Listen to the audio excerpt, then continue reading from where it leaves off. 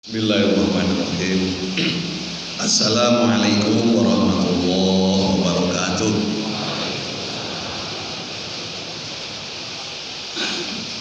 Alhamdulillahirabbil alamin wa bihi nasta'in ala umuri dunya waddin. Tsumma shalatu wassalamu ala asyrofil anbiya'i wal mursalin nabiyuna Muhammadin wa ala alihi wa sahbihi ajma'in.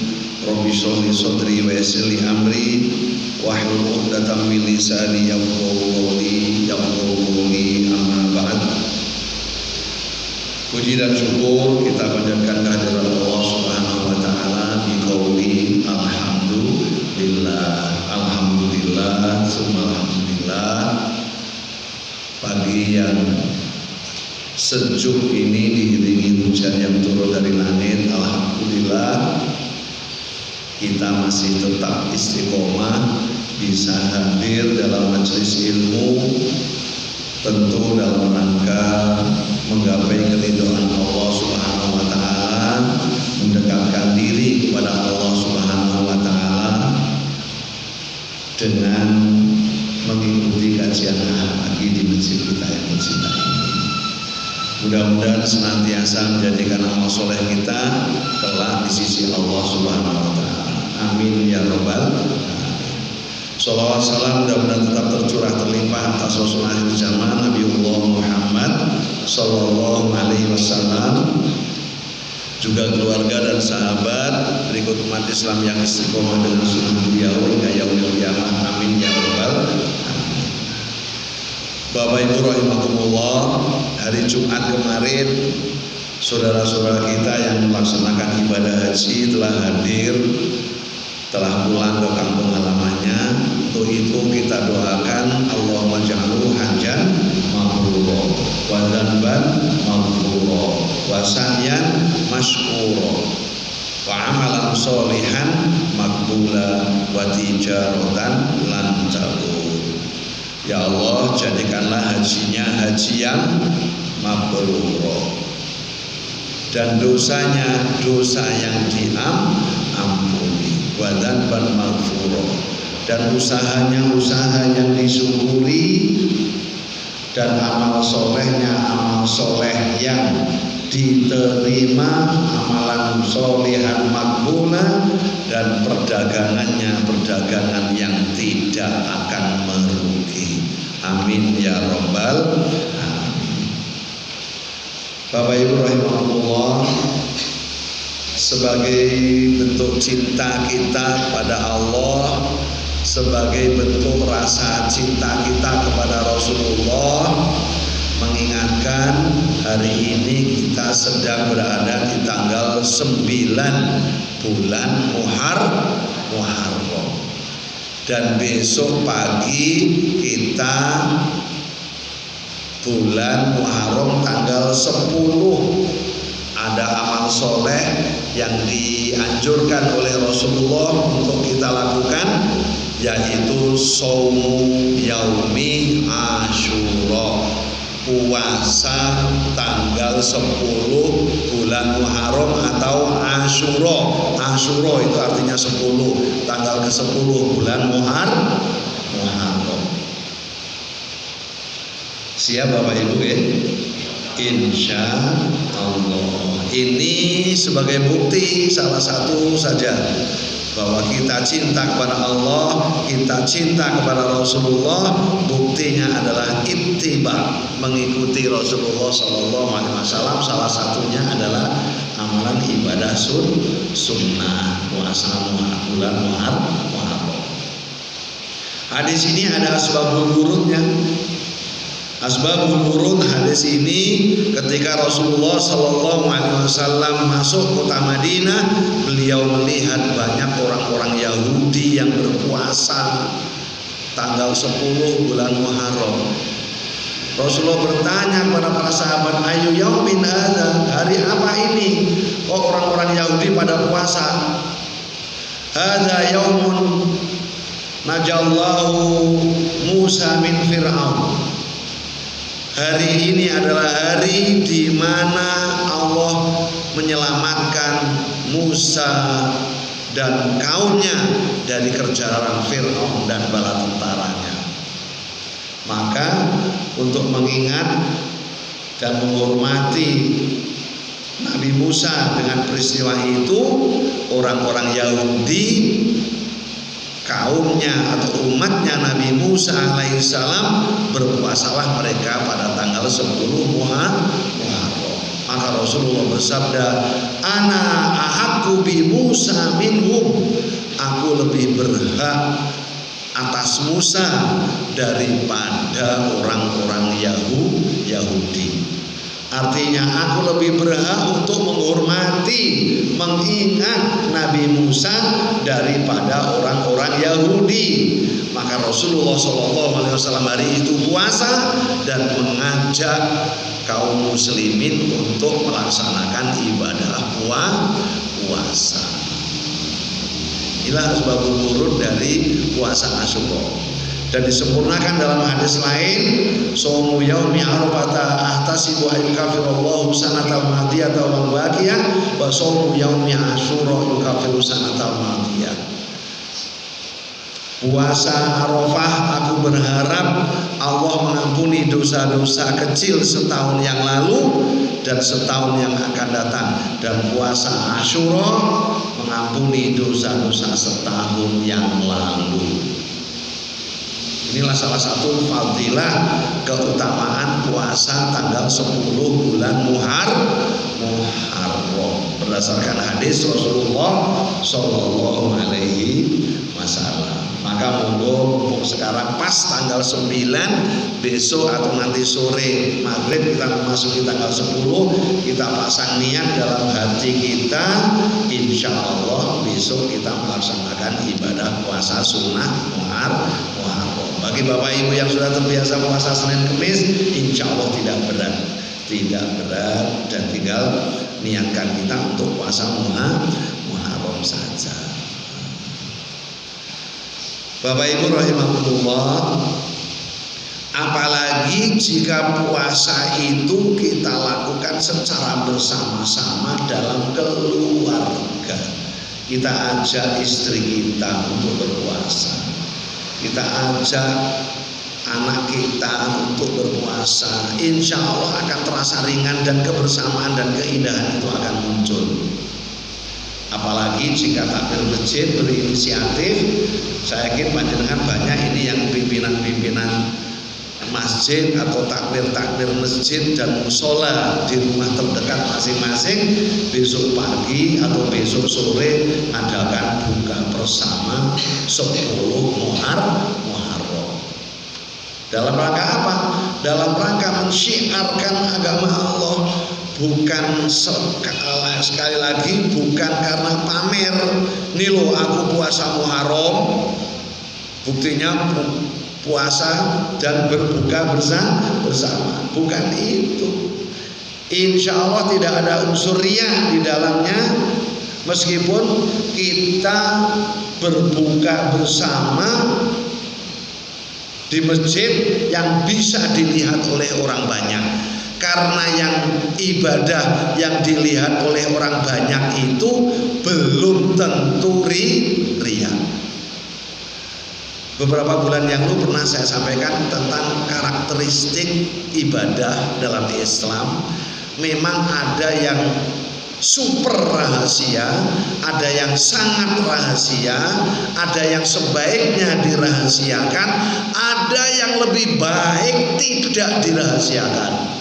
Masih ingat kan Bapak Ibu? Ini karakteristik ibadah dalam Islam. Ada ibadah itu yang super rahasia, yang tahu hanya kita sama Allah, orang lain tidak bakalan tahu. Malaikat aja tidak tahu. Malaikat tidak tahu. Nanti saya tunjukkan bahwa malaikat itu tidak tahu. Yaitu ibadah apa? Niat. Niat itu ibadah yang super rahasia. Malaikat tidak tahu. Kita hanya sama Allah yang tahu. Buktinya apa malaikat tidak tahu? Dalam hadis Arba'in Nawawi disebutkan ketika Allah akan memasukkan orang yang mati syahid, yang dianggap mati syahid, akan dimasukkan ke dalam surga karena balasannya mati syahid itu, ya malaikat tidak tahu kalau dia itu niatnya tidak benar, tapi Allah yang maha tahu. Ditanya, ma fa'alta fiha, apa yang kamu kerjakan di dunia sehingga kamu berhak untuk mendapatkan balasan surga? Orang yang dianggap mati syahid itu menjawab, qataltu fika hatta qutiltu, aku berperang di jalanmu sehingga aku mati terbunuh. Allah berfirman, kadzabta, kamu bohong, walakin naka fa'alta dzalika liqawli jari, akan tetapi kamu berperang, niat kamu bukan karena Allah, tetapi biar disebut sebagai seorang pemberani. Maka orang itu diseret oleh malaikat dan dilemparkan ke dalam neraka.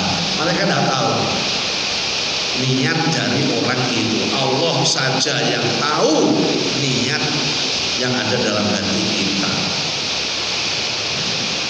Ini ibadah yang super rahasia, yaitu niat. Yang kedua adalah ibadah yang sangat rahasia, yaitu puasa. Ibadah puasa. Kalau ini malaikat bisa tahu. Ketika kita bersembunyi di dalam kamar, minum, makan tanpa dilihat oleh orang, malaikat tahu. Malaikat tahu. Ini ibadah yang sangat rahasia.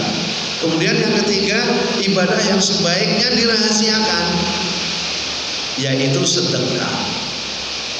Sedekah itu sebaiknya dirahasiakan. La ta'lamu shimaluhu ma tunfiqu yaminuhu. Tangan kirinya tidak tahu apa yang disedekahkan oleh tangan kanannya. Kalau tangan kirinya aja nggak tahu, apalagi orang lain. Bukankah tangan kanan dan kiri itu sangat dekat? Setiap hari pasti bersentuhan tangan kanan dan kiri itu. Saja dikiaskan tidak tahu tangan kirinya apa yang disedekahkan oleh tangan kanannya, apalagi orang lain. Sebaiknya dirahasiakan. Tapi yang keempat, ada ibadah yang sebaiknya jangan dirahasiakan,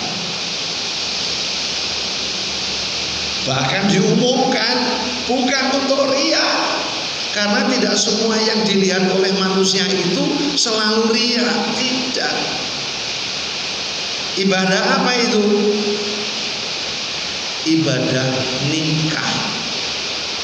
Ibadah apa, Bapak Ibu? Nikah. Ibadah nikah itu sebaiknya dirahasiakan atau diumumkan? Diumumkan.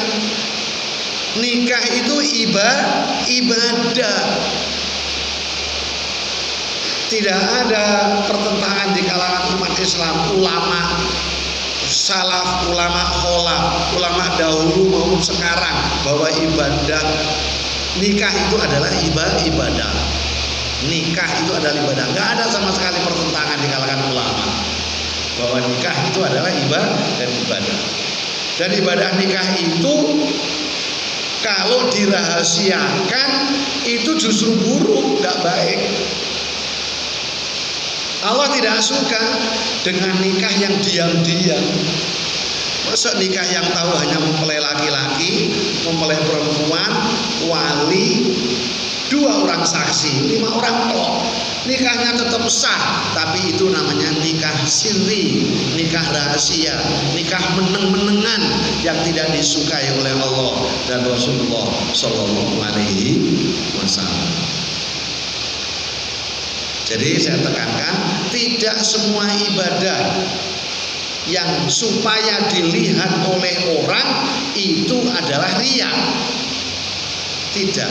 Contohnya adalah nikah, yang supaya dilihat oleh orang banyak itu tidak riya. Aulimun nikah walau bisyad. Adakanlah walimatun nikah, untuk mengumumkan nikah. Nikah itu ibadah, ibadah diumumkan, ibadah nikah diumumkan. Meskipun memotong seekor binatang kambing, seekor kambing, kambing jantan, syad itu kambing jantan. Termasuk jika seandainya besok sore bapak ibu, terutama bapak-bapak, para imam masjid dan musola, para takmir masjid di lingkungan masing-masing menggerakkan jamaahnya, nanti sore habis maghrib diingatkan Malam habis isya diingatkan bahwa besok pagi kita sahur, dan sorenya saya harap semuanya datang ke masjid, kita adakan buka bersama. Didahului dengan kultum. Kultumnya Ustadz Hanan Ataki. Ustadz Hanan Ataki sekitar, jamaahnya saja langsung suruh kultum, salah satu di antara jamaah yang hadir untuk kultum. Ini bukan berarti riya, karena ini adalah membesarkan syiar agama Allah, karena ini adalah berbicara tentang strategi dakwah. Beribadah itu kalau bersama-sama terasa lebih nikmat. Gitu betul Bapak Ibu. Sholat berjamaah hanya berdua, satu imam satu makmum. Dengan berjamaah satu masjid penuh, satu langgar, satu musola kita penuh. Mana yang lebih nikmat? Pasti lebih nikmat yang jamaahnya banyak. Dan semakin masjid banyak jamaah sholatnya, itu keberkahannya semakin banyak. Semakin sedikit masjid itu jamaahnya, sholat 5 waktunya semakin sedikit, keberkahannya juga semakin sedikit. Itu pasti. Semakin sedikit jamaahnya, semakin sedikit berkahnya.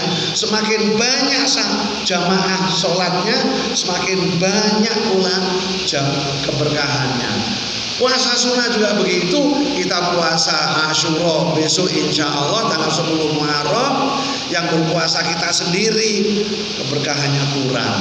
Tapi kalau suami puasa, istri puasa, anak puasa, menantu puasa, keberkahannya pasti akan semakin banyak. Makanya tidak ada yang salah dengan gerakan dakwah jamaah. Gerakan dakwah secara berjamaah, termasuk gerakan puasa 10 Muharram besok yang kita mengadakan, mungkin panjenengan di masjid, musola, langgar, takmir masjid, dan tokoh-tokoh yang jadi imam masjid dan takmir masjid musola sekitar besok sore mengadakan gerakan buka bersama di masjid atau musola terdekat kita. Dihadiri oleh 20 orang gak apa-apa, 30 orang lebih baik, 50 orang alhamdulillah lebih baik. Diawali dengan kultum, menyampaikan asbabul wurud hadis ini, sehingga tidak hanya buka bersama saja, tapi juga menyampaikan ilmu, sehingga amal solehnya itu berdasarkan ilmu. Berdasarkan menyampaikan hadis Nabi, asbabul wurudnya, semakin paham dan mantap jamaah nanti dalam melaksanakan ibadah. Sekali lagi, ini untuk syiar. Sekali lagi, tidak ada sedikit pun nilai riya di dalamnya. Karena sekali lagi saya tekankan, tidak semua yang dilihat oleh manusia selalu dianggap riya. Wong sholat saja, sholat 5 waktu, subuh, zuhur, asar, maghrib, isya berjamaah di masjid, apa sembunyi-sembunyi? Sholat 5 waktu itu tidak sembunyi-sembunyi, tapi berjamaah di masjid, dilihat oleh orang banyak. Apakah kita riya? Tidak. Ini syiar Allah. Sholat 5 waktu memakmurkan masjid itu syiar Allah, syiar agama Allah, min syairillah, bagian dari syiar-syiar agama Allah. Adzan keras apa pelan-pelan? Keraskan adzannya. Apakah pamer pengen dilihat oleh orang? Wah, dan keras-keras, ora ikhlas, pengen krungu, pengen dirungokne wong. Tidak. Azan itu juga syiar agama Allah, harus keras. Bukan berarti yang keras kemudian dilihat oleh orang kemudian di dalamnya ada riya. Tidak. Maka besok kita adakan buka bersama di masjid musola sekitar kita itu juga dalam rangka syiar agama Allah, tidak ada riya sedikit pun, insya Allah. Dan ibadah yang supaya dilihat oleh orang banyak tapi tidak ada unsur riya itu terjadi di zaman Rasulullah SAW,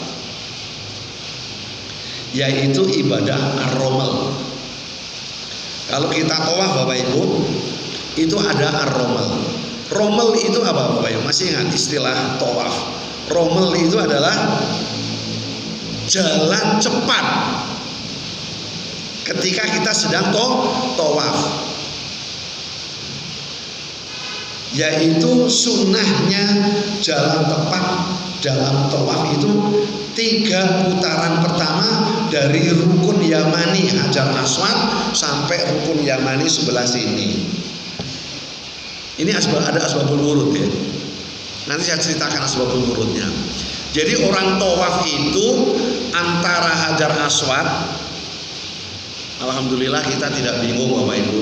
Hajar Aswad itu letaknya di tenggara, bagian tenggara dari Ka'bah. Jadi kalau ini katakanlah meja ini Ka'bah, maka Hajar Aswad itu letaknya di sini, di sebelah tenggara. Ini salah satu disebut juga dengan salah satu rukun Yamani. Di sini juga rukun Yamani. Sudut sebelah barat daya ini juga rukun Yamani. Ketika kita sampai di Hajar Aswad, disunahkan untuk mencium Hajar Aswad kalau bisa. Kalau tidak bisa, cukup memakai isyarat. Kemudian kita mencium tangan kita. Jadi kisbeh itu sudah ada sejak zaman Nabi Pak. Kisbeh itu sudah ada sejak zaman Nabi, bukan baru. Jadi ketika mengawali tawaf melewati Hajar Aswad, kita tidak bisa mencium Hajar Aswad, cukup memberi isyarat dari jauh, kemudian mencium tangan. Tapi ketika sampai rukun Yamani sudut Ka'bah sebelah barat daya, kita disunahkan untuk menyentuh dinding Ka'bahnya. Kalau nggak bisa, cukup memberi isyarat, tapi tidak dengan kisbeh. Itu bedanya. Nah, tawaf antara rukun Yamani Hajar Aswad muter sampai sini itu 3 putaran pertama disunahkan dipercepat. Namanya ar-romal. Namanya romal, jalan lebih cepat. Lah antara rukun Yamani sampai Hajar Aswad itu jalannya pelan. Jalannya pelan. Kenapa? Ada asbabul wurudnya Bapak Ibu. Kaitannya dengan dilihat oleh manusia. Enggak riya. Kaitannya dilihat oleh manusia, bukan riya. Kenapa disebut dengan rukun Yamani? Karena sebelah selatan itu mengarah ke negeri Yaman. Jadi sebelah selatan Ka'bah, Hajar Aswad dan rukun Yamani sebelah barat daya ini ke selatan mengarah ke negeri Yaman di sebelah selatan Makkah. Maka disebut dengan rukun Yamani. Rukun Yamani. Asbabul wurud hadis ini adalah suatu ketika Rasulullah pada tahun 7 Hijriah, pada tahun 7 Hijrah, Rasulullah SAW datang ke kota Makkah untuk tawaf, untuk umroh, bukan haji ya, untuk umroh, haji kecil. Rasulullah melakukan haji kecil yaitu tawaf dan sa'i. Ketika Rasulullah SAW masuk kota Mekah, orang-orang musyrikin Mekah mengatakan, "Laqad ja'akum, telah datang kepadamu qaumun, suatu kaum, du'afahum, yang badannya telah dilemahkan oleh Umma Yasrib, oleh penyakit demam kota Yasrib." Kota Yasrib itu kota mana Bapak Ibu? Madinah. Jadi sebutan kota Madinah itu ada 3. Nama lain kota Madinah itu ada 3, yaitu kota Yasrib, kota At-Thaibah, dan yang ketiga adalah kota Madinah Al-Munawwarah. Rasulullah tidak mau menyebut kota Yasrib. Kota Yasrib itu sebutan sebelum zaman Jahiliyah ke sana. Yasrib atau At-Thaibah. Rasulullah lebih suka menyebut dengan kota Madinah Al-Munawwarah, kota yang disinari atau kota yang bercahaya. Ketika tanggal tahun 7 Hijriah Rasulullah masuk kota Mekah untuk tawaf, orang-orang musyrik Mekah mengatakan, telah datang kepada kita, kepada kalian, suatu kaum yang badannya telah lemah karena demamnya kota Yasrib. Yang dimaksud kaum itu adalah Rasulullah dan para sahabat. Ini merupakan sindiran atau mencemooh, ngenyek kepada Rasulullah dan kaum muslimin yang datang ke kota Mekah. Mereka itu digelari orang yang fisiknya lemah karena demam wabah kota Madinah, wabah demam kota Yasrib. Jadi Rasulullah dan para sahabat dianggap badannya lemah karena terjangkiti penyakit demam yang melanda kota Madinah. Karena pernah terjadi memang saat itu beberapa tahun sebelumnya kota Madinah diserang demam yang sangat parah, sampai Rasulullah berdoa kepada Allah, memohon pada Allah agar demam itu dipindah ke tempat lain. Dikabulkan oleh Allah, meskipun masih tersisa beberapa sahabat. Dan sesungguhnya tahun 7 Hijrah ketika Rasulullah datang ke kota Mekah untuk tawaf itu sudah hilang itu demam kota Madinah. Tapi orang-orang musyrikin mengejek Rasulullah. Orang-orang yang fisiknya lemah karena demam sudah datang kepada kita. Akhirnya apa? Ketika Rasulullah tawaf, Rasulullah itu tadi menyuruh antara sudut rukun Yamani yaitu Hajar Aswad sampai rukun Yamani Barat Daya, tawafnya itu jalannya jalan cepat, ar-raml. Ketika di sini jalan biasa. Kenapa? Karena antara Hajar Aswad sampai rukun Yamani sebelah sini, ini tawafnya dilihat oleh orang-orang musyrikin tadi yang mengejek Rasulullah dan para sahabat fisiknya lemah. Mereka melihat Rasulullah tawaf itu dari mana? Dari Bukit Marwah. Bukit Marwah itu kan sebelah timur lautnya Ka'bah. Sofa sebelah tenggaranya Ka'bah. Jarak berapa? Ya mungkin 100-200 meter lah ya. Masih dalam kompleks Masjidil Haram. Orang-orang musyrik waktu itu tentu kondisi Masjidil Haram belum seperti sekarang. Tentu Bapak Ibu masih ingat yang sudah haji, baik umroh maupun haji kecil maupun besar, kalau setelah tawaf kita menuju ke sofa itu ya jalan kaki, tidak terkena panas matahari karena semuanya sudah berada dalam lingkungan bangunan yang menutupi komplek Masjidil Haram. Jadi sudah nyambung, dingin AC, banyak kipas angin. Orang-orang musyrik waktu itu zaman Rasulullah tentu masih leluasa melihat orang yang tawaf itu dari Bukit Marwah di sebelah barat timur lautnya Ka'bah. Leluasa. Mereka yang menganggap orang muslimin dan Rasulullah itu fisiknya lemah. Maka Rasulullah ingin menunjukkan fisik kami tidak lemah, fisik kami kuat. Maka Rasulullah perintahkan, ayo kita tawaf dari Hajar Aswad sampai rukun Yamani, kita jalannya cepat, dipercepat jalannya, setengah lari, itu namanya raml. 3 asyautul as-salasah Asyautu syalatat al-ula. 3 putaran pertama jalannya cepat. Untuk apa? Menunjukkan kepada orang-orang kafir bahwa Rasulullah dan para sahabat fisiknya kuat. Buktinya tawaf bisa berjalan dengan cepat. Jadi tawafnya Rasulullah dari Hajar Aswad ke Rukun Yaman di sebelah sini, rommel jalan cepat, tujuannya biar dilihat oleh orang-orang kafir yang mengejek Rasulullah dan para sahabatnya itu lemah karena demam kota Madinah yang melanda kota Madinah.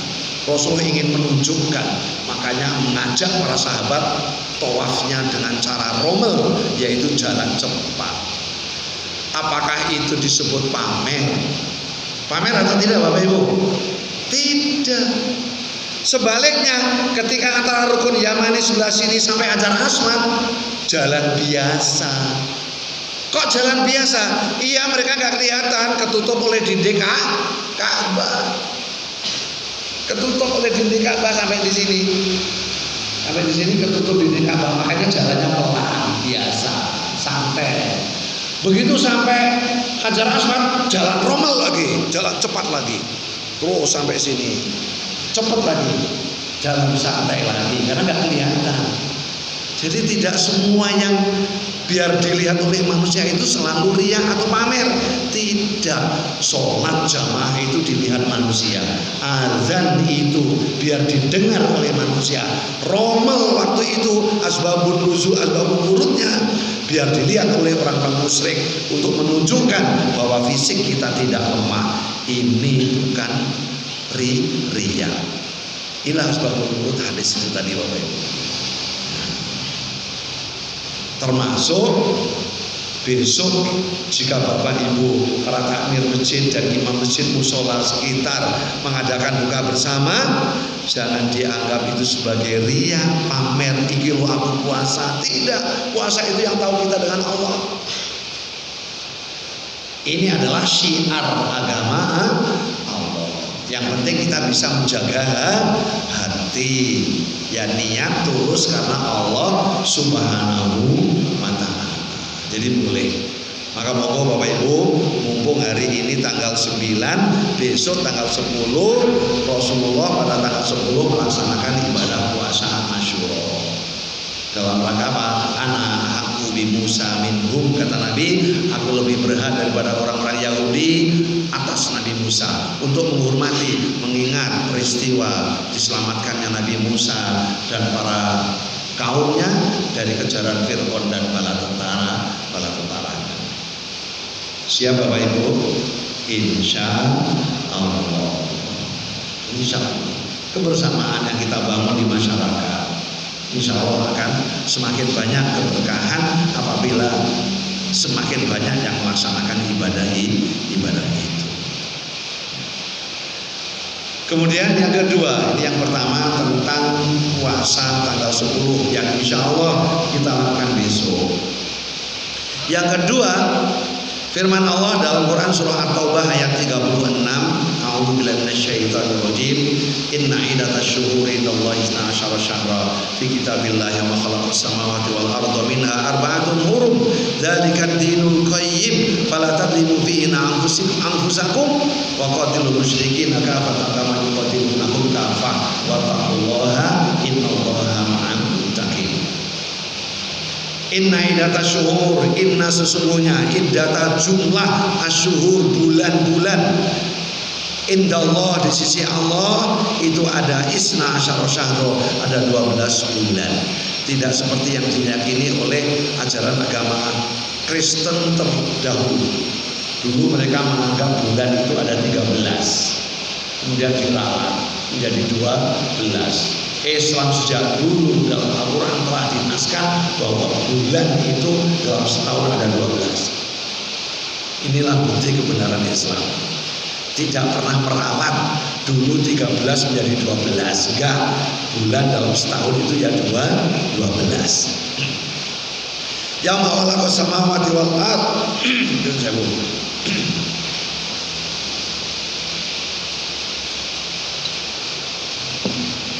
pada hari di mana Allah menciptakan langit dan bumi, minha arba'atun hurum, di antara 12 bulan itu ada 4 bulan haram. Fala tadlimu dzalika dinul qayyim, itu adalah ketetapan agama yang lurus. Itulah agama yang lurus, yaitu agama Islam yang menekankan, menegaskan, menaskan bahwa bulan dalam setahun itu ada 12. Fala tadlimu fihinna anfusakum, janganlah kamu berbuat aniaya pada dirimu sendiri di 4 bulan haram itu. Inilah nanti yang akan saya jelaskan. Jangan berbuat aniaya di 4 bulan haram itu pada dirimu sendiri. Wa qatilul musyrikin kafatan kama yuqatilunakum kafah, dan perangilah orang-orang musyrik semuanya sebagaimana mereka memerangimu semuanya. Wattaqullah, dan bertakwalah kepada Allah. Innallaha ma'al muttaqin, sesungguhnya Allah bersama orang-orang yang bertakwa. Pada bulan haram yang ditekankan oleh Allah, yang dilarang oleh Allah, satu adalah memerangi orang-orang kafir. Kecuali kalau orang-orang kafir itu mendahului memerangi kita, maka kita boleh membalas mereka. Tapi kalau kita mendahului menyerang mereka itu tidak boleh di bulan Dzulqa'dah, Dzulhijjah, Muharram dan Rajab. Itu larangan. Kecuali kalau mereka menyerang kita lebih dulu, sebagaimana Allah firmankan tadi, wa qatilul musyrikin kafatan kama yuqatilunakum kafah, dan perangilah orang-orang musyrik itu semua sebagaimana mereka memerangi kamu semua. Jadi kalau mereka mendahului menyerang umat Islam boleh membalas dengan serangan pula. Kalau tidak, kita tidak boleh untuk mendahului. Ini larangan. Makanya disebut dengan bulan haram, bulan dilarang untuk berperang. Keutamaannya apa? Fungsi fadilahnya, ya salah satunya kita rasakan sekarang, memberikan jaminan keamanan pada jamaah haji. Ini salah satu fungsinya. Kemudian larangan berikutnya adalah fala tadlimu fihinna anfusakum, jangan berbuat zalim kepada dirimu sendiri. Jangan berbuat aniaya kepada dirimu sendiri di 4 bulan haram itu. Mungkin kita bertanya, kalau lafal Al-Quran mengatakan la tadlimu fihinna anfusakum, janganlah kamu berbuat dolim pada dirimu sendiri di 4 bulan haram itu, analognya berarti di 8 bulan yang lain kita boleh berbuat dolim pada diri kita sendiri. Apakah begitu Bapak Ibu? Tidak.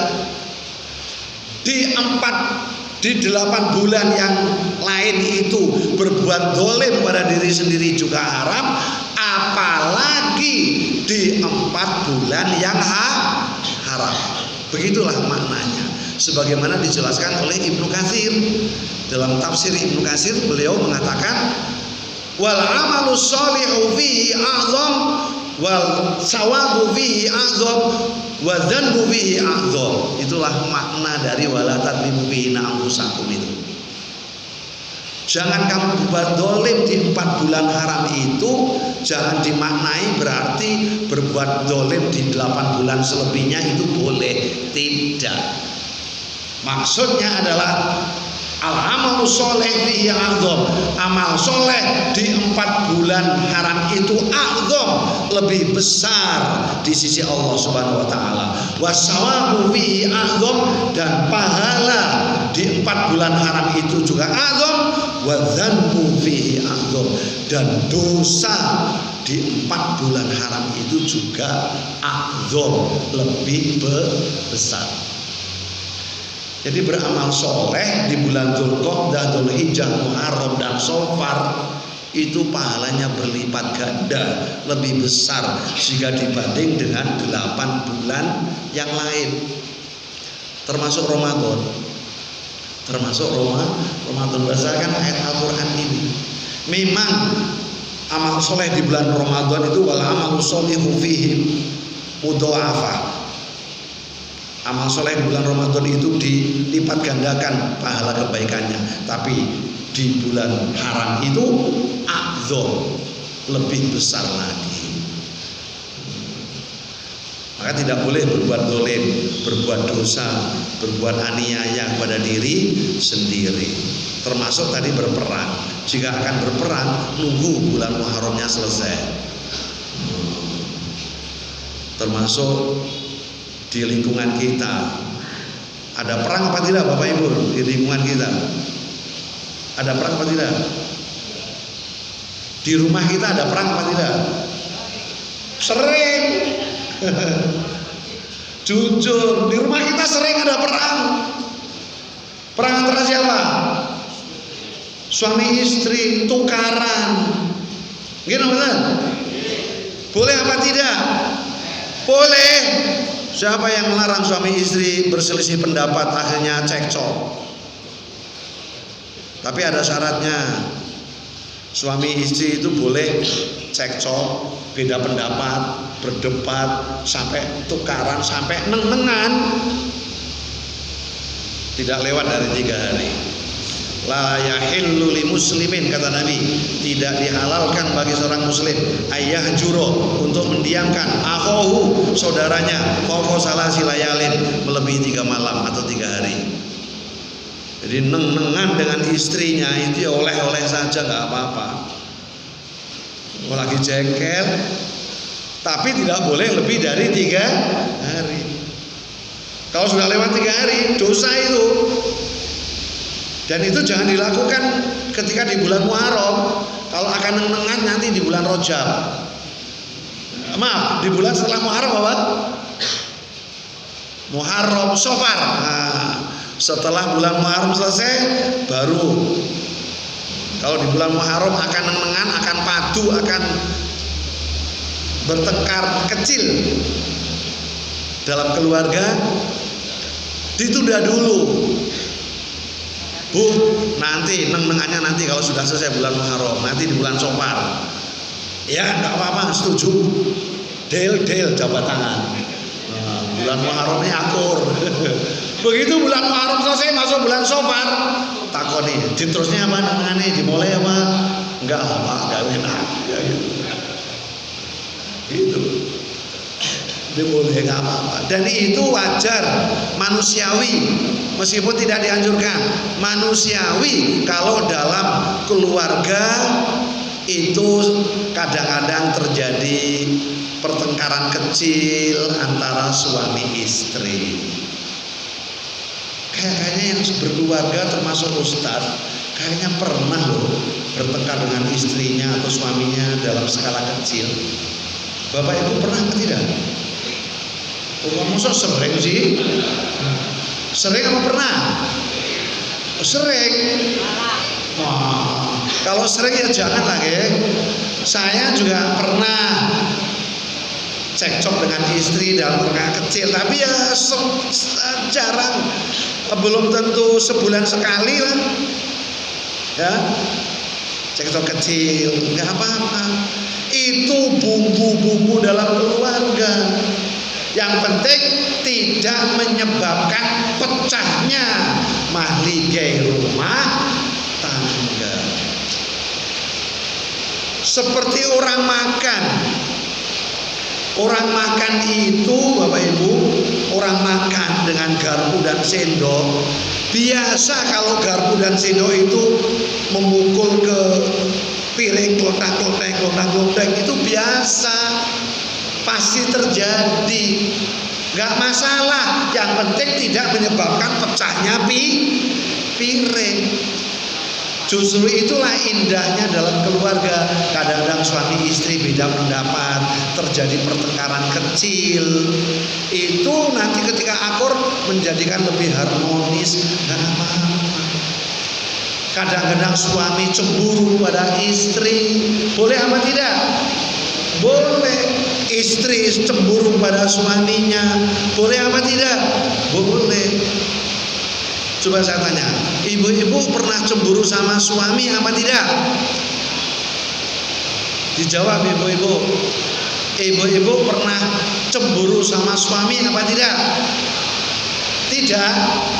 Kalau tidak itu dipertanyakan cintanya pada suami. Suami kadang-kadang cemburu kan sama istri, harus bagus itu, cemburu gak apa-apa. Itu bumbu dalam orang berkeluarga. Istri Rasulullah sendiri pernah dicemburui atau tidak sama istrinya? Pernah. Rasulullah aja pernah dicemburui sama istrinya, apalagi kita. Kita tidak lebih baik daripada Rasulullah dalam menjaga pergaulan kita dengan wanita lain. Rasulullah itu pernah dicemburui oleh istrinya Aisyah. Aisyah itu satu-satunya istri Rasulullah yang ketika dinikahi masih gadis, masih perawan. Jadi istri termuda Rasulullah itu Aisyah. Beliau itu sangat cemburu kepada siapa? Kepada Khadijah. Padahal Khadijah sudah wafat. Kan aneh. Cemburu kepada orang yang sudah wafat, yaitu Sayyidatu Khadijah. Kenapa? Karena Rasulullah sering banget menyebut nama Khadijah, istri pertama beliau yang sudah wafat. Kenapa begitu? Iya, karena Khadijah itu awwalu man dakhalal Islam, orang yang pertama-tama masuk Islam. Dari kalangan wanita itu adalah Khadijah. Orang yang pertama-tama percaya kepada kenabian dan kerasulan Rasulullah Muhammad Sallallahu Alaihi Wasallam itu adalah Khadijah. Yang kedua, Khadijah itu ketika dinikahi oleh Rasulullah wanita terkaya Mekah. Penduduk Mekah terkaya itu salah satunya adalah Khadijah binti Khuwailid, istri Rasulullah Sallallahu Alaihi Wasallam. Tapi ketika beliau Khadijah wafat, menjadi orang yang sangat miskin, tak tersisa harta sedikit pun, bahkan jasad beliau yang mulia pun dikafani dengan surban Rasulullah Sallallahu Alaihi Wasallam, karena hartanya habis disedekahkan untuk perjuangan Rasulullah Sallallahu Alaihi Wasallam menyebarkan ajaran agama Islam. Maka ketika Rasulullah kemudian menikah dengan istri-istri yang lain, Rasulullah sering dalam berbagai kesempatan menyebut nama Khadijah, sampai Aisyah itu cemburu. Jadi boleh apa tidak Bapak Ibu cemburu pada pasangan masing-masing? Boleh, itu bahkan suatu keharusan bukti cinta. Aisyah cemburu itu karena Aisyah cintanya luar biasa kepada Rasulullah Shallallahu Alaihi Wasallam. Asal bukan cemburu buta.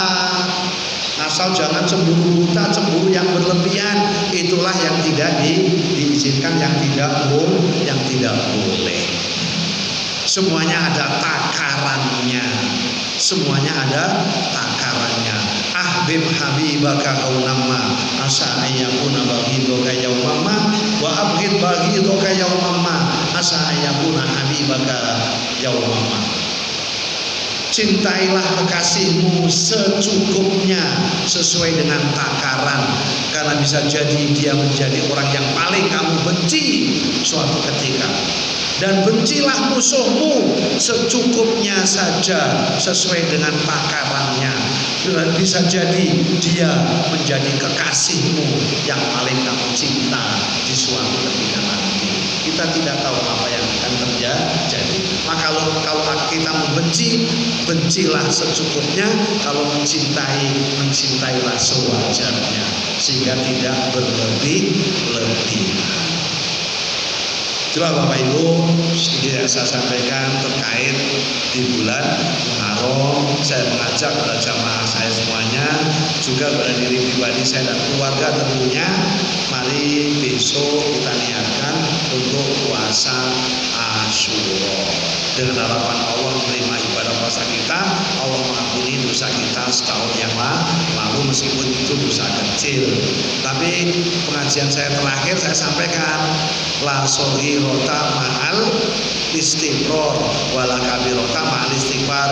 Tidak ada dosa kecil kalau dilakukan secara terus menerus. Insya Allah masih ingat. Dan tidak ada dosa besar kalau diiringi dengan istighfar.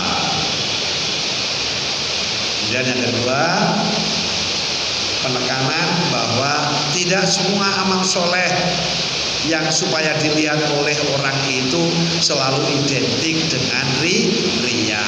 Tadi sudah saya berikan contoh asbabul wurud, perintah untuk romel, untuk jalan cepat antara rukun Yamani Hajar Aswad sampai rukun Yamani sebelah sini. Tujuannya biar dilihat oleh orang-orang kafir, orang-orang musyrik Mekah yang menganggap Rasulullah dan para sahabat lemah. Kita harus tunjukkan kekuatan kita kepada orang-orang kafir. Termasuk zaman sekarang, umat Islam itu dengan orang-orang non-muslim harus nampak kuat. Jangan kita menunjukkan kelemahan kita kepada orang-orang kafir. Wong kita itu Bapak Ibu, dalam hadis Nabi disebutkan, idza laqitumul yahuda wan nasara fataruhum ila adyaki. Kalau kamu berpapasan dengan orang Yahudi dan Nasrani, paksalah mereka ke jalan yang lebih sempit. Gak boleh minder ketemu dengan orang Yahudi dan Nasrani itu. Jangan minggir-minggir gara-gara papasan dengan orang Yahudi dan Nasrani, kita minggir-minggir. Justru harus dipepet itu kalau kita papasan dengan mereka itu. Menunjukkan power kita, jangan minder ketemu dengan orang-orang Nasrani meskipun mereka kaya. Gak boleh. Contoh, saya orang Islam umpamanya, Mas ini yang berdiri ini orang Nasrani umpamanya, bertemu di jalan, saya pakai sarung, orang Nasraninya bertemu dengan saya, itu yang baik jalannya begini oleh apa nih lagi? Nah, contohnya.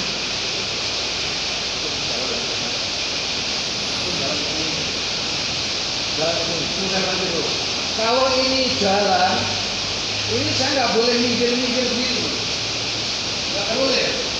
Takut gara-gara papasan dengan orang Yahudi Nasrani, justru harus dipepet yang bener.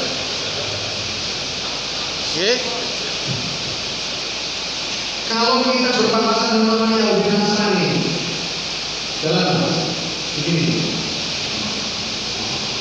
Faktoruhum ila adyaki, paksa mereka ke jalan yang lebih sempit.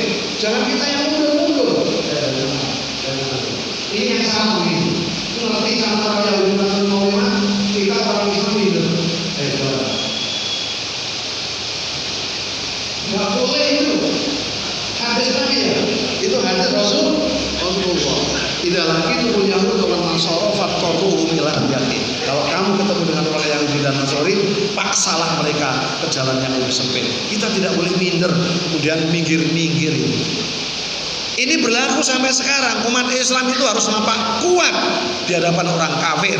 Maka ada istilah show of force, menunjukkan kekuatan kita umat Islam. Suatu tentang perlu umat Islam itu menunjukkan kekuatan.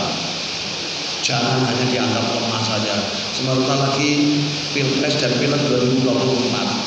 Umat Islam itu mudah-mudahan nanti kompak sehingga memunculkan pemimpin-pemimpin yang membela kepentingan Islam dan kaum muslimin. Amin ya rabbal alamin. Sekian, mohon maaf, mudah-mudahan bermanfaat. Assalamualaikum warahmatullahi wabarakatuh.